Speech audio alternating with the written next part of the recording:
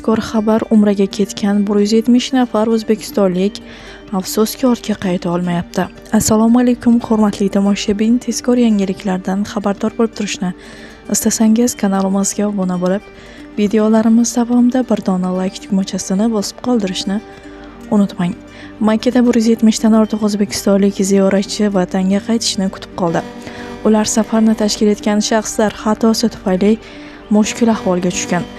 Saudiya Arabistonida umra ziyoratiga borgan 170 dan ortiq O'zbekiston fuqarosi haligacha yurtiga qayta olmayapti. Ular 14 kunlik safar bilan kelgan bo'lsa-da, tashkilotchilarning yolg'on ma'lumotlari sabab ortga qaytish muammosiga duch kelgan. Ziyoratchilarning aytishicha, guruhning katta qismi keksa va turli surunkali kasalliklarga chalingan. Ular O'zbekiston hukumatidan amaliy yordam so'ragan. Bosh konsulxona murojaatlar tegishli idoralarga yetkazilishini ma'lum qilgan, biroq jarayon vaqt olishi aytilgan. Shuningdek, imkoniyat bo'lsa, ziyoratchilarga o'z hisobidan chipta olib qaytish tavsiya etilgan. Hurmatli tomoshabin, video haqida o'z fikrlaringizni izohlarda yozib, kanalni yo'qotmaslik uchun obuna bo'lib qo'yishni unutmang.